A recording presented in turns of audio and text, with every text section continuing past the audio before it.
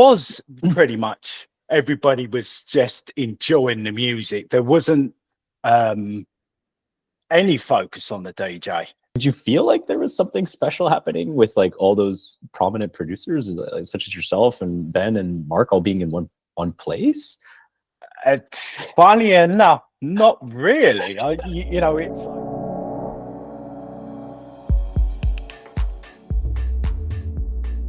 Welcome back, everybody, to the Beyond the Decks podcast, your guide to mastering the art and business of the DJing and electronic music industry. I'm your host, Robert Simos, here with learningtodj.com, and we are truly blessed again to be speaking to another veteran in the world of DJing and electronic music, particularly in the world of techno today. Mark Williams has been active since 1980, originally hailing from London, UK, and now based in Sweden. He has had tons of releases on respected techno labels like Tortured, Dark House, Pure Plastic, Font, Primate, Ben Sims' Hard Groove, Carl Cox's Ultimate Tracks Imprint, and more. And he has played at landmark clubs like Medicine Bar, Fabric, The Egg London, Ministry of Sound, Final Frontier, and on and on. In 2005, Mark started a monthly broadcast show entitled The Concept Show with DJ Goran Khan, featuring guests like Mark Broom, Paul Mack, Ben Sims, Carrie Leckebusch, and more. And having played across countries like Spain, Turkey, Slovenia, Japan, Brazil, Colombia, and more, Mark has truly experienced, I guess, the full versatility of the world of DJing. His first release was Don't Stand on Suburban Bass in 1992, and Mark has since gone on to produce tons of techno records, as I mentioned. And in this episode, we're going to catch up with Mark and see what he's been up to, especially since going into retirement about 13 years ago and re-emerging in most recent years to start producing and get back to his roots in hard groove and techno. So, Mark, welcome to the show. Thank you. It's a pleasure to be here and talking with you. Amazing. So, Mark, as I mentioned, I mean, you've done a lot in the world of DJing and especially techno. And I think one of the things I found when I was doing a little bit of research was you have a very enamored audience. Like, people really respect how much you've kept it in the roots of your techno origin and how you've stayed true to that. So can we start at the very beginning of your journey, where you got exposed to music and DJing? You know, where did that connection with music come from for you? I think I was very fortunate to grow up just on the outskirts of London in Essex, a place called Hornchurch. And I was blessed because, you know, back in the early days of when dance music was first formed, there was so many.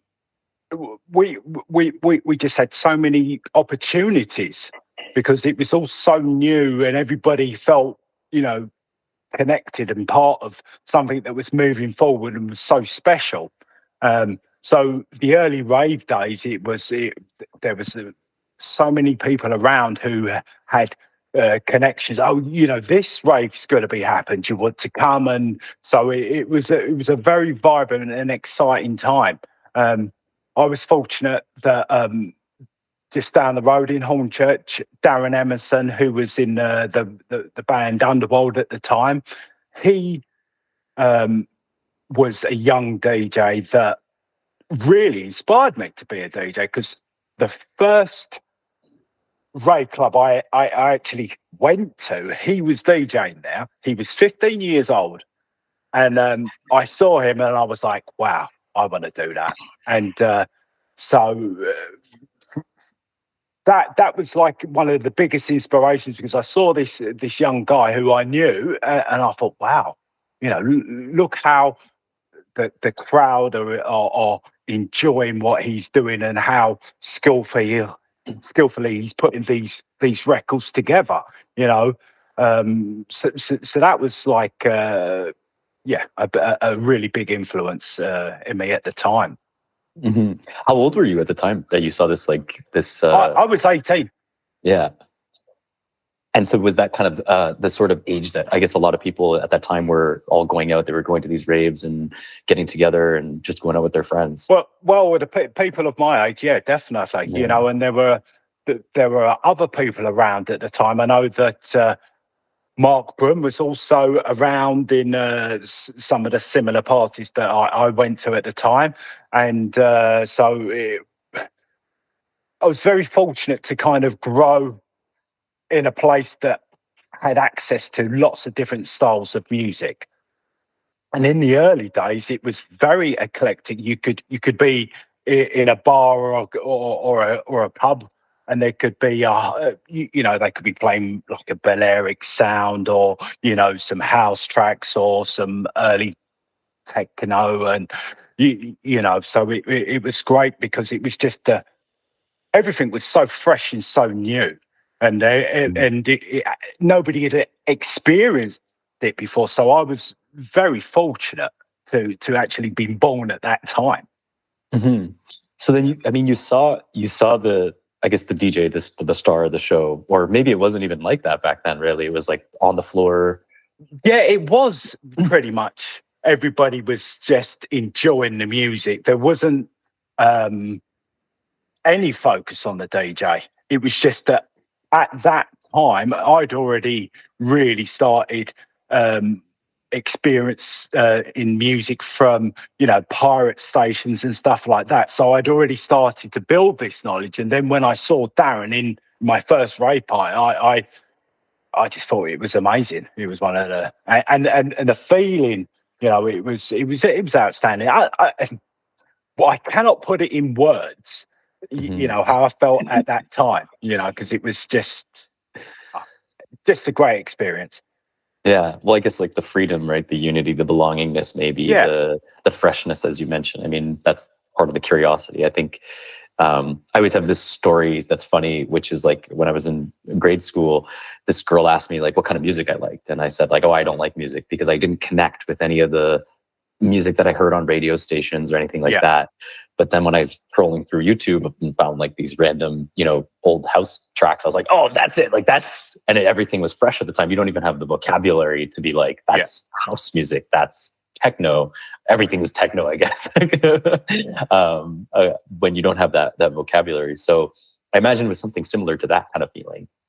Oh yeah, definitely. Because it was, you couldn't really put it into a category. It was just great music. It was music that at the time it felt was for us, because prior to that you had your rock, and you had your punk, and you had your ska, and you had all different types of genres, and then dance music came along, and it for us it was, wow, this is our thing, and it completely changed, because you saw certain groups of people who you wouldn't normally associate yourself with beginning to go clubbing, and go out to raves, and say, oh, I know that guy. That guy used to be, one of the guys who was, in a football gang, and it's like now he's raving, and he doesn't want to punch, anybody's face in. Okay, so that's cool.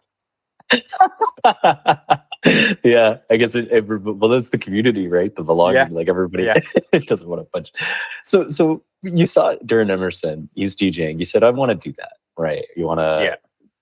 So when did you, I guess, get into that actual practice of DJing? Did you pick up like a pair of turntables at the time? Did you start producing, making music? I think basically what happened was, I think maybe a few days afterwards, I talked to my dad and I said, look, this is what I want to do. And he was like, yeah, no problem. I can help you out there. Funny enough, because I used to be a DJ when I was younger. And I was like, no way, you're joking. Yeah. So he really helped me out. I got some turntables, an amp and some speakers, which my neighbours weren't very happy about, because I used to obviously crank it up very loud. And I used to come around and bang on the door when I was practicing. But yeah, so I started practicing. I practiced for maybe a year or so before I felt I had the confidence to try and get some work.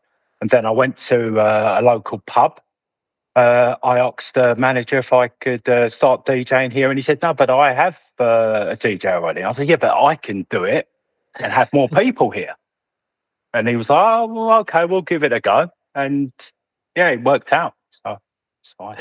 What did your dad DJ, or what kind of records did he give you like any records he was to you? no, because he was a reggae DJ. He played like dancehall parties and stuff like that.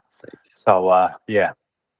Is there any of that dance hall and kind of ska in your record collection now, or is it mostly? I do love reggae music. I don't have a reggae record collection. I just collected CDs and stuff like that of reggae music.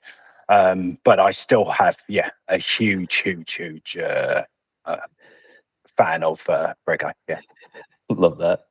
So you start at this pub, you get your first gig, and you actually just walked in, I guess, and you were like, hey, like I can bring more people to your business, which I think sometimes is that's sometimes kind of the disconnect when you first start as a DJ. Like you have to realize that you are kind of driving, I guess, part of the party, part of the business for the venue.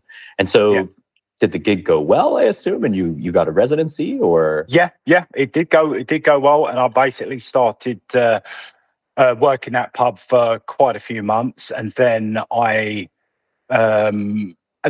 think basically what happened was, I'm not sure if we started going to a different pub, and then it was there was another pub called the Bridge House, and then I started working at that pub instead, and that's when I kind of met a few other people. There was it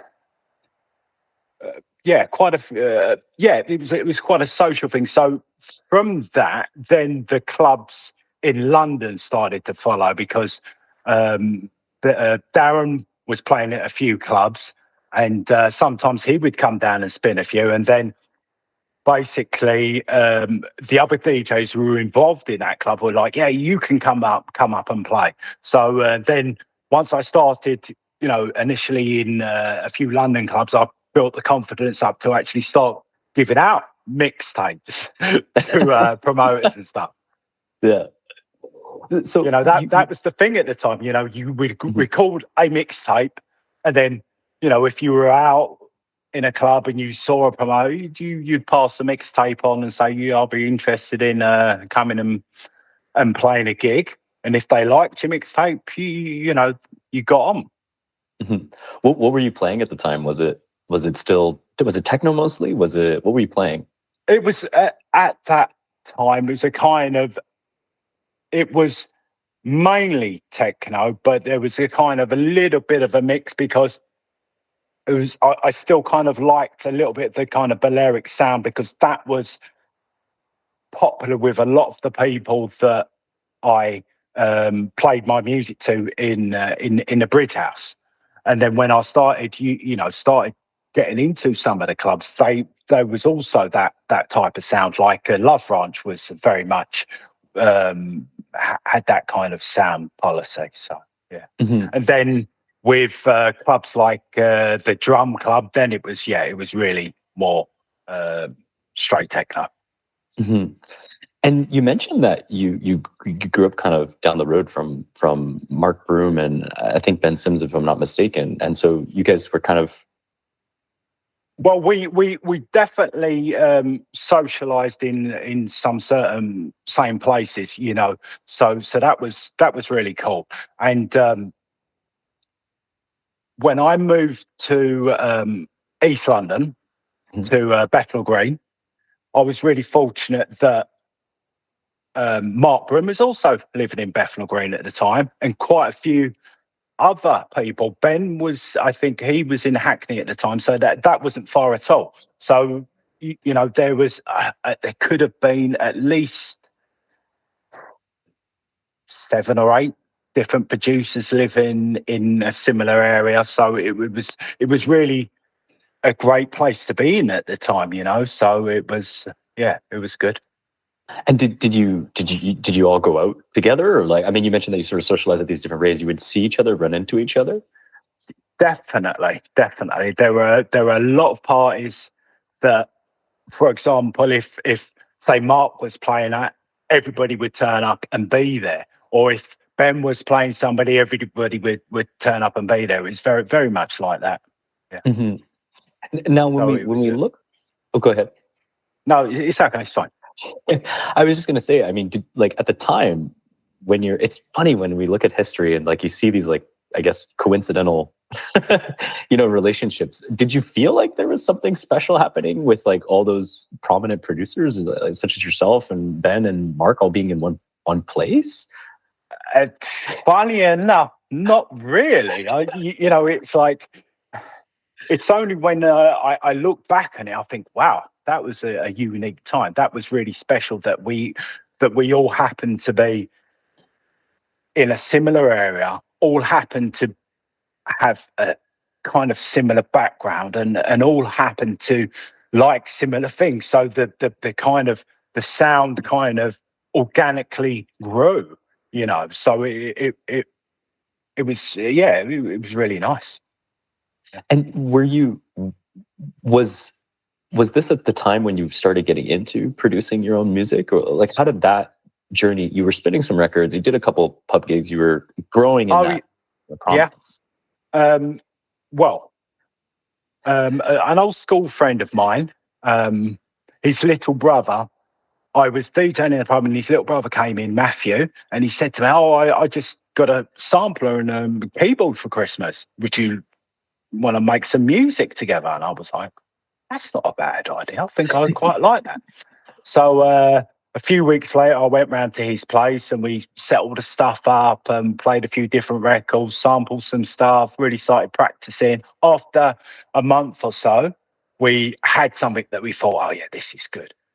And then I took it to a guy called Dan Donnelly, who owned Boogie Time Records in Romford.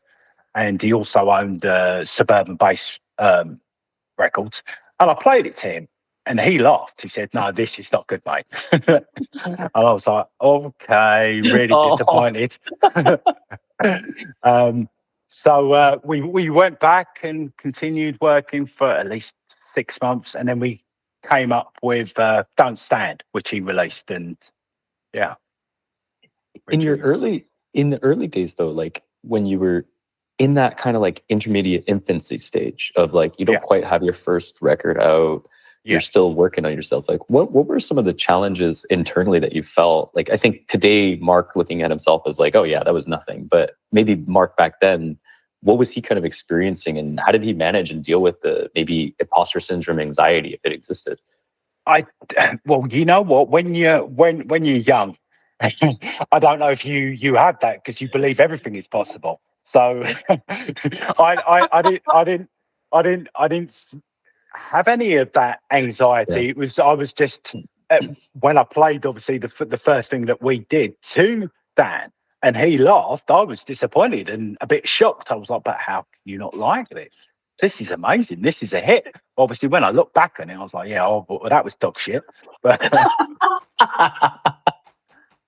so yeah. I think at the time, because we didn't have a full studio, we just had a little bit of equipment. To actually get our track finished off, we had to go to somebody else's recording studio who we knew and pay them to finish our track off for us. So and then after our first release, then we got paid and built up the studio. So yeah. Obviously, it was quite expensive at that time to get music recorded. Yeah, well, you'd have everything, right? And then the accessibility. It wasn't like you had, I guess, DAWs and things like that, right? You had sampler sequencers, all that stuff. Yeah, we had an Atari, which at that time, that was the industry standard because it was quite solid with the timing. A lot of the other things they just didn't work, and that was quite solid. However, it was a little bit of a pain because you had to use lots of floppy disks to say stuff, and and with a lot of the old school synths, you took your time making the sound, but you couldn't save it or switch it off because you would lose the sound at that. So okay, right, got it, get it recorded. and that was it. One take kind of thing, because you couldn't really go back to it because you would lose the sound. And that was quite common with a lot of the old synths.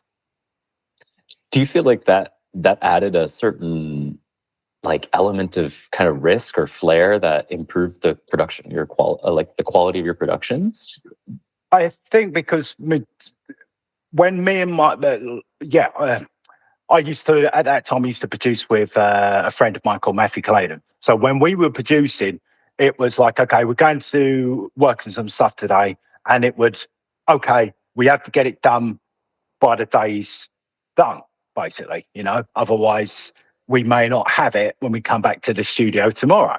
Even though we did used to leave the equipment on, we wasn't guaranteed that it would still work.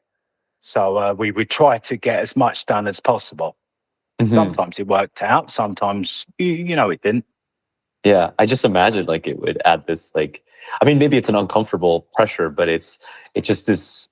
I feel like sometimes when you produce, especially like my own stuff, it's almost easy to get lost in the experimental,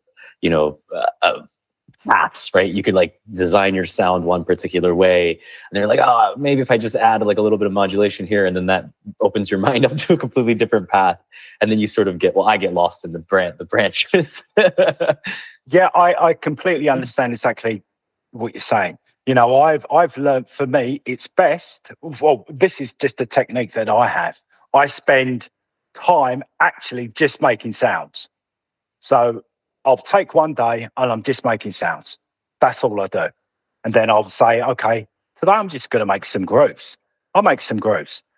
Sometimes it will go from just making a groove, oh, but this is really good, I'm going to finish this into a track. But it works better because, like I say, sometimes you spend hours and then you think, oh, I haven't made anything. Yeah, but you can always go back to it. So I've started on tracks, got a few minutes into it, and I'm not really feeling this anymore. The energy's gone down, so I just leave it. It's like I've got a track, forthcoming track, coming on Mark Broom's Beardman label, mm-hmm. And I started that track, I think, maybe 13 years ago. So, it's an idea is never bad. It's just it may not suit what you're working on at that time. So save everything. It's quite important because you're always changing. You're not the same person you was yesterday. So you don't always feel exactly the same. Sometimes you can be feeling quite sad or moody, and then some of those feelings can be incorporated. It's like one of my favorite tracks is at a time when stuff wasn't going so great for me, and I used those sad emotional feelings that I made a track from, and I still get goosebumps to this day when I listen to that track. So it's sometimes you just have to go with the flow and just create with what you're feeling at the time, and don't be so critical that it's not good, because it may just be the wrong time for that feeling or emotion or track. Mm-hmm. Yeah, no, I completely resonate. I think about some of the things that I've produced when I've been in an extremely sad state, right? And I think there's definitely a relationship between sadness and beauty, or that we use, I suppose, art as a conduit to transform or transmute those emotions into beauty, which in and of itself, definitely, yeah, maybe isn't the healthiest thing all the time, but it's yeah, but it's a good type of therapy.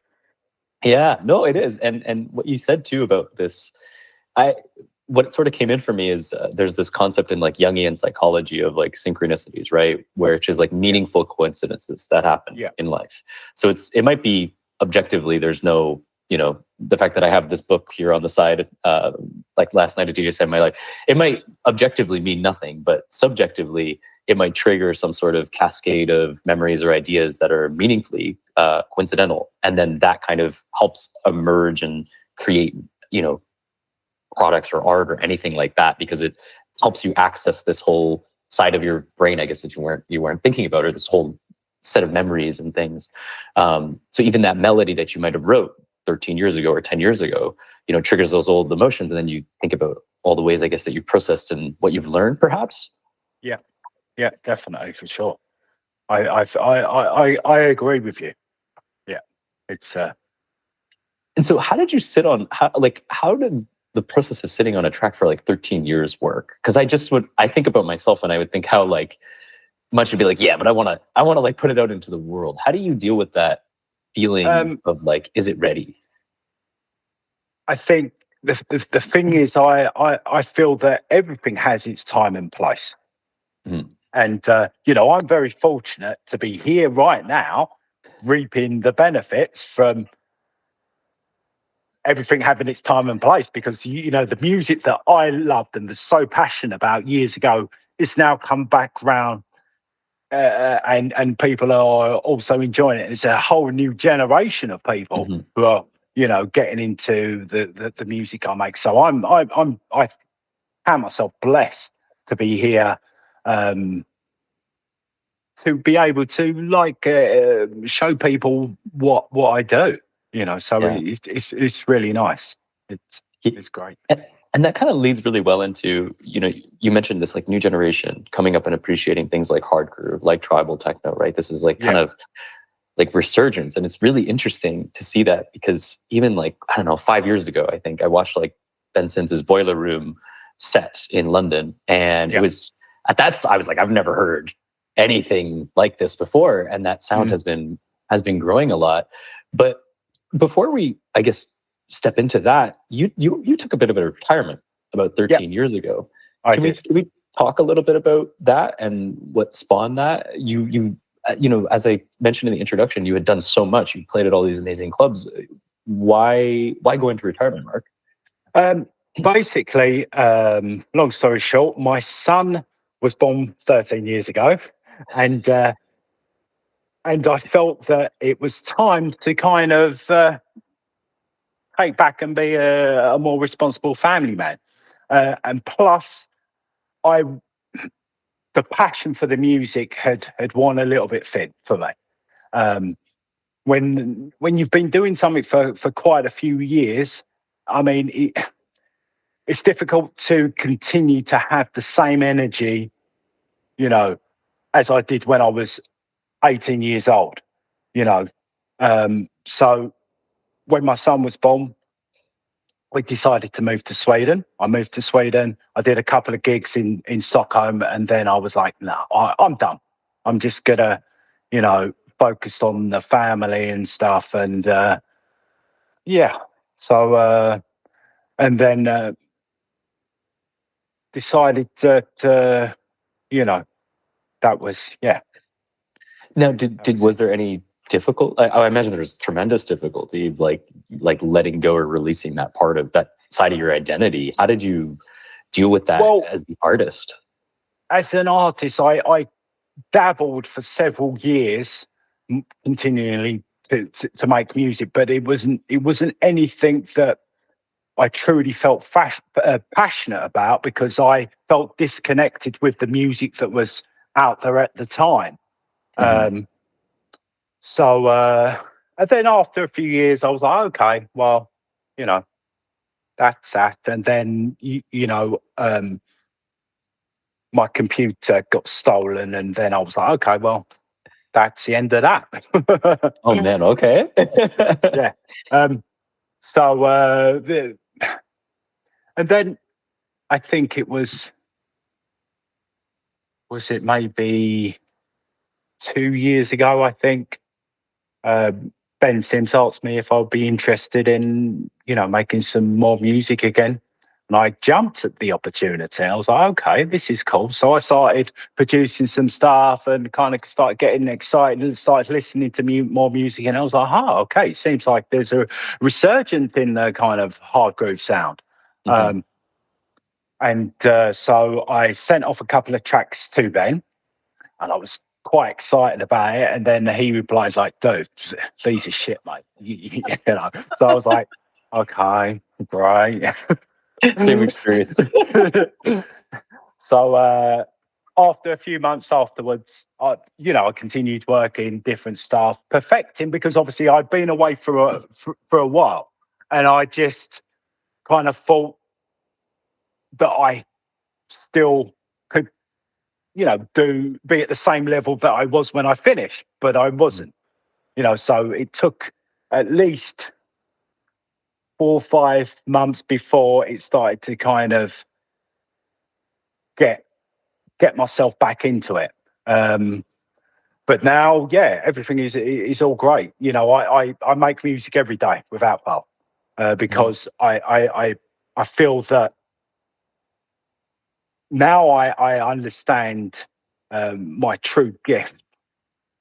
It's easier to continue to make music every day because the whole process becomes easier. If and because I because when I retired, also it was very difficult to come up with ideas and stuff like that. But now it's very easy. I think because I'm constantly creating, it just keeps giving. It's like a waterfall almost. It's like the more velocity or momentum that you have, the more. And are you finding that you have different things pop out in your environment and they trigger melodies and things?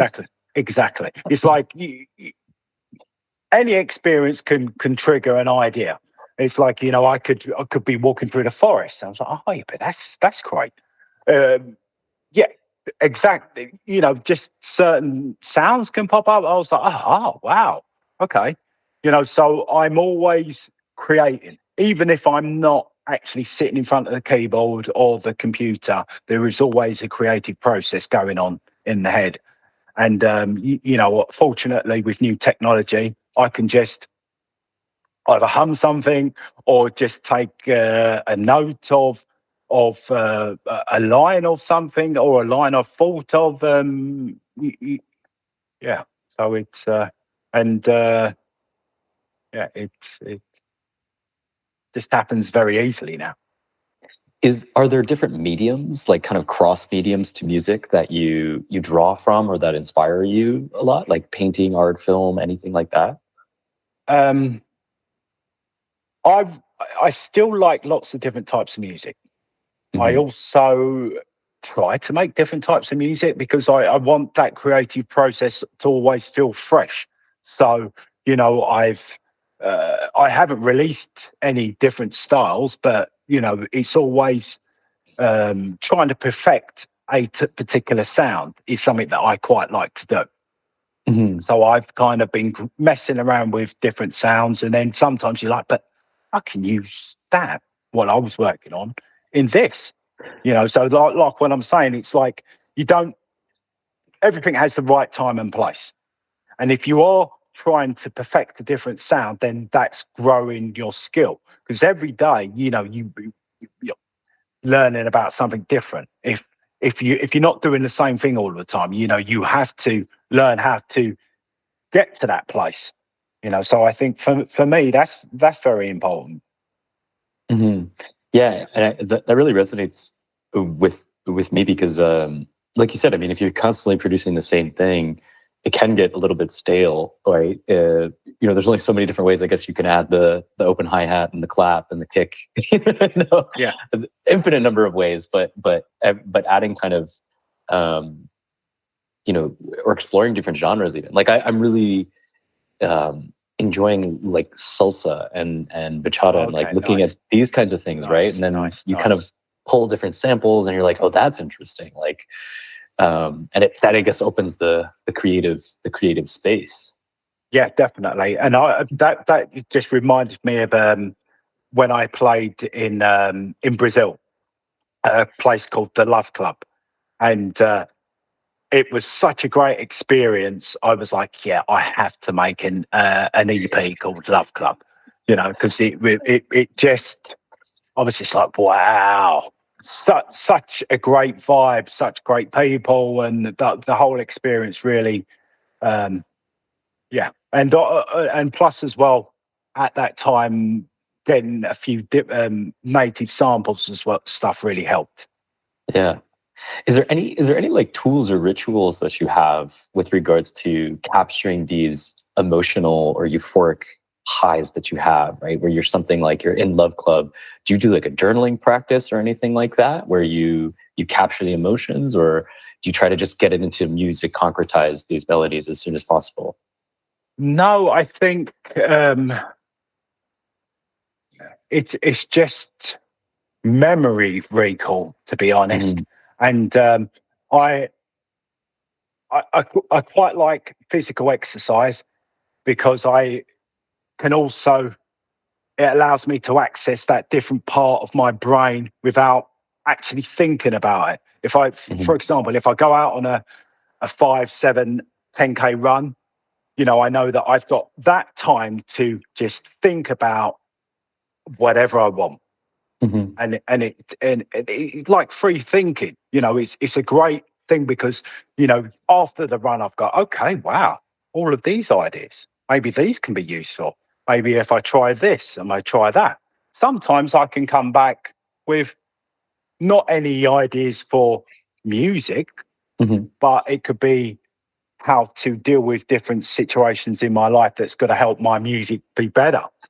So it allowing the free thinking, as I like to call it, is great. Yeah. And I also I have a period, I like to go to the gym, and the gym is also a time of, because you just, okay, say I'm there for 45 minutes. I know those 45 minutes I can just think whatever I want while I'm doing my exercise. So Mm-hmm. that helps with the creativity, because there's always something that's like, yeah, I'm going to do that when I get back. Mm-hmm. Yeah. So Kind of like an that's emptying out. yeah, yeah, definitely. And then you guys have those, that because there's that emptiness, then Yeah, the inspiration can kind of flow in. yeah, yeah, definitely. And I think also as well, I've always,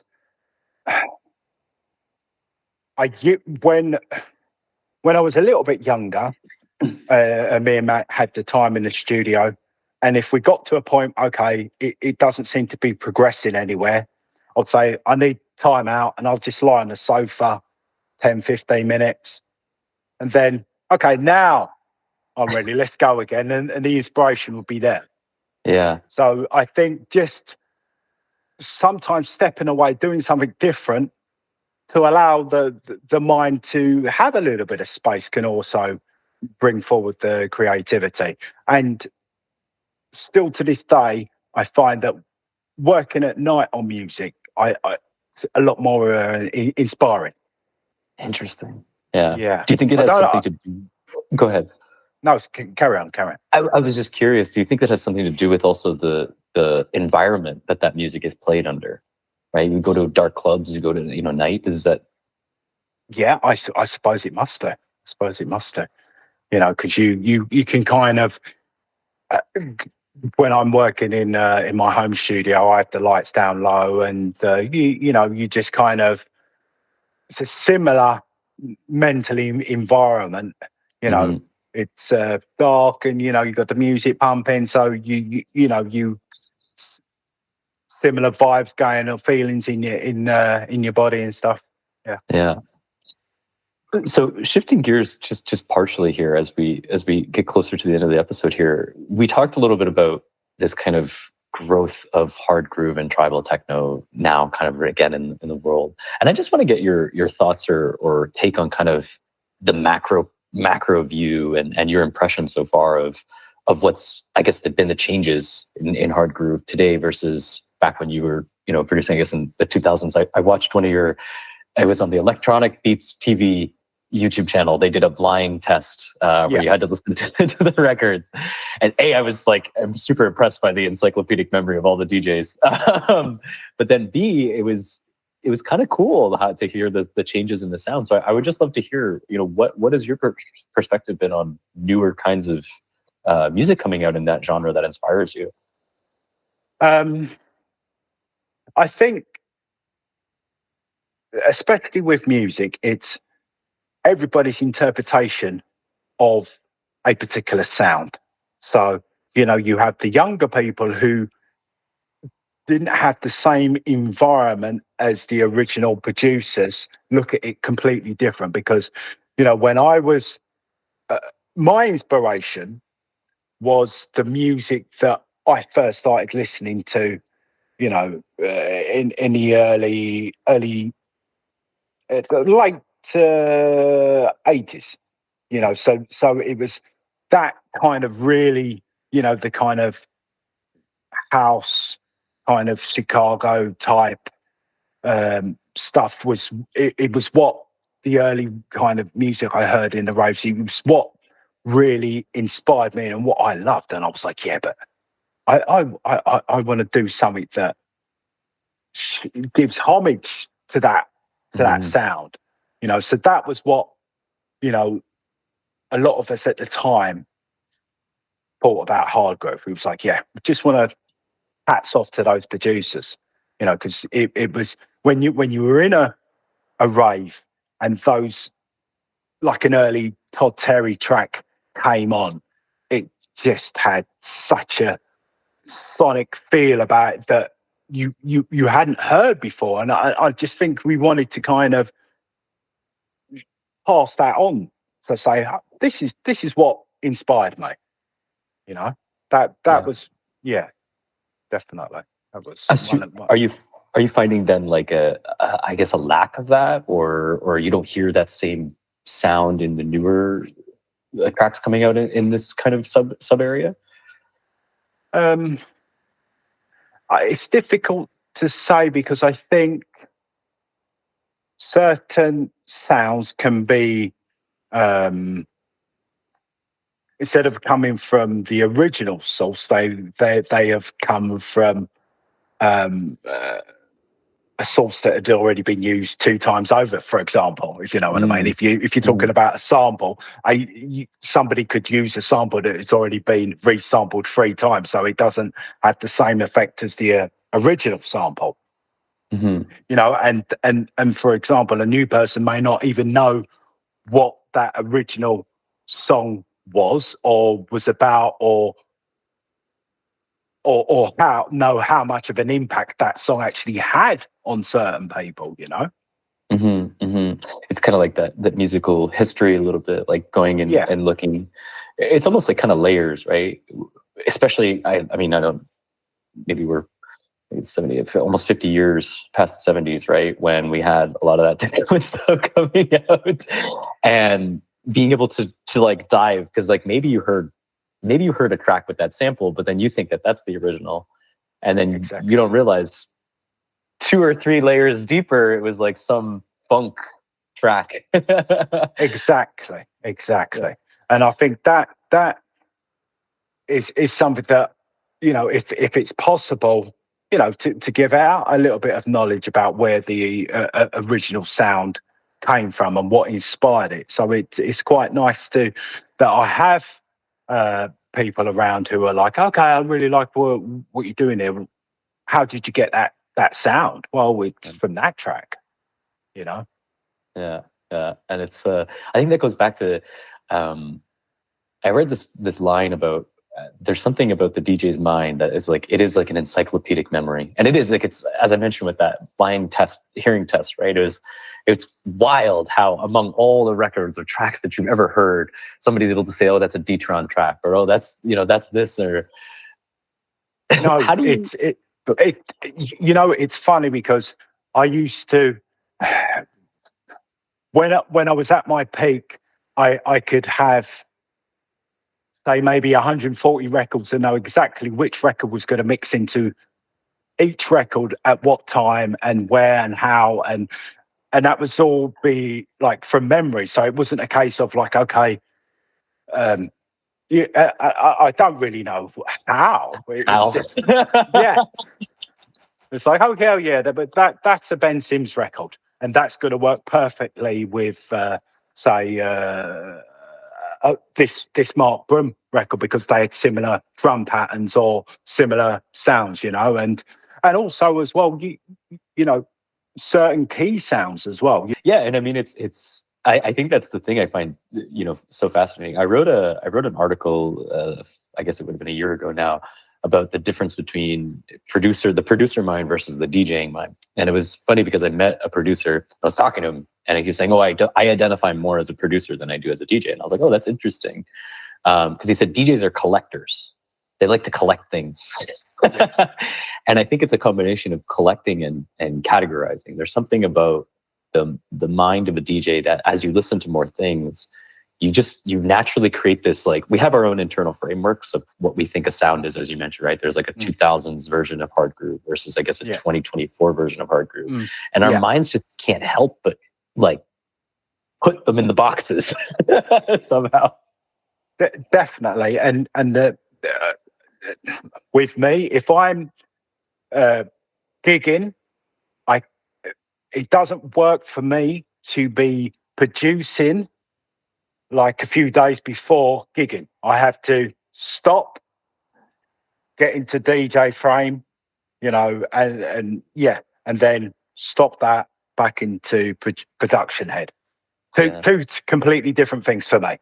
That they are not the same. And I've tried to have that combination, but it really doesn't work for me. Yeah, I had a friend of mine, and she says that when you're producing, it's like problem solving. Like, it's like you're putting on your problem solving hat and you're like working on logical puzzles. But then when you're DJing, it's almost like painting, right? You're just mixing and things just flow. There's no problem to solve or anything like that. Yeah, I can agree with that, because it is very much about how you can take that journey from one place to the other with the best flow, and how to get from that low to that peak in the best way. I think and like you say, it's with production, you have certain sounds or rhythms and stuff, and it's like, okay, how am I going to put all of these together to get a good sound? And it is just like, because you throw the sounds in, no, that's not working, take that out. No, what about that? Oh, I'm not sure now, I've put that in, but I'm not sure. Does it sound better or does it sound worse? And there is always that issue going on. And then sometimes you just need to, okay, I'm just going to go for a walk or do something and then come back to it. And it's like, yeah, it's fine. It works, or it doesn't work. I mean, I unfortunately, I did I've done tracks and I thought, I'm just going to put this sound in because it's going to sound, it will fill it out and make it a better track. And then after the track's been released, you played it out a few times. Wish I hadn't put that sound in.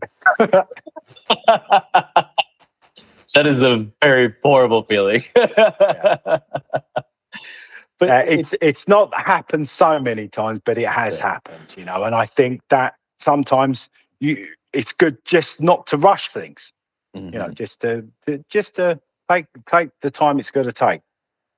I think part of the difficulty with that too is, as the creative mind, like, I was reading a bit about the Russian author Dostoevsky and his creative process in writing the great novels that he wrote. And we only see the end products, right? Or we only hear the end products, but we can't see all the paths that could have been taken, right? And that's kind of the torture of as you mentioned, right? You're like, I wish I didn't put that layer in there, because we know what it would have sounded like without it.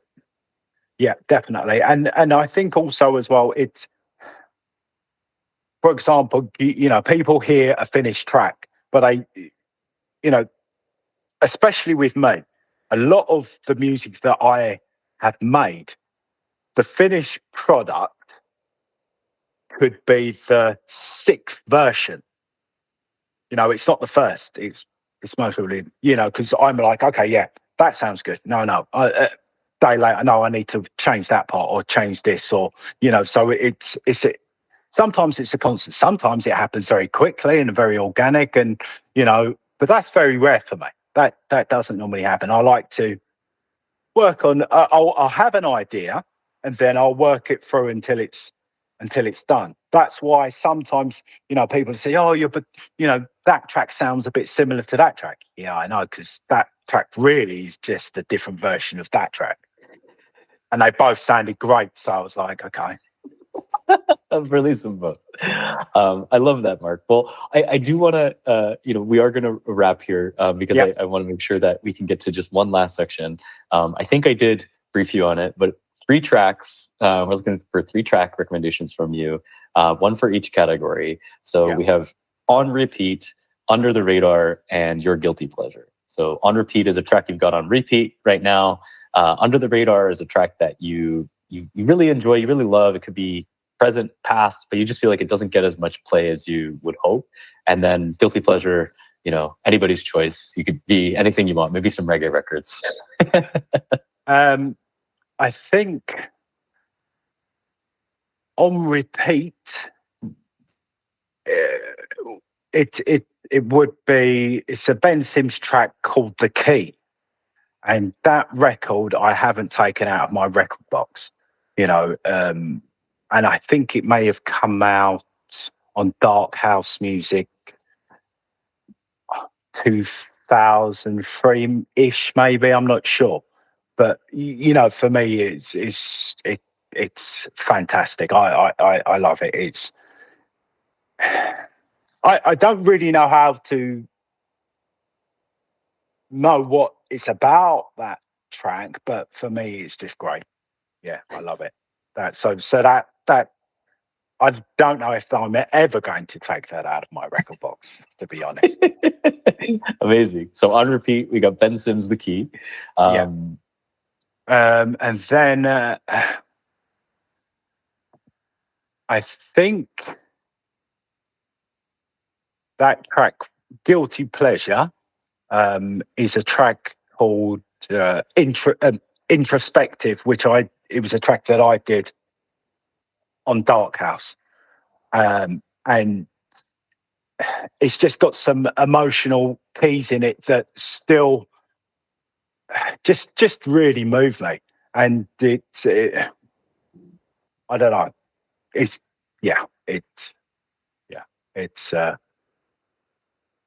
All right. I love that. Yeah. Okay. And then Under the Radar? Under the Radar.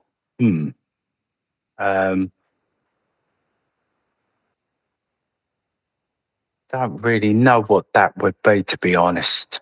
Yeah. I'm sorry about it. Yeah, I'm not sure what that. If you want, you can send one to me after. I can put it in the show notes there. Yeah. We'll give you some time to noodle on it, and we'll put it in the show notes. Amazing. Well, thank you again, Mark, so much for joining us for the podcast. Truly been a thrill to trace all the roots of hard groove and tribal techno and your journey, and now coming back with some great releases like you mentioned on Beardman, and then moving forward with all the gigs and DJing. So just want to thank you again so much for coming onto the podcast. And to all the listeners, make sure you subscribe on the available channels, Spotify, Apple Podcasts, on YouTube, where you can be watching this and see all that. And we will catch you next time. So.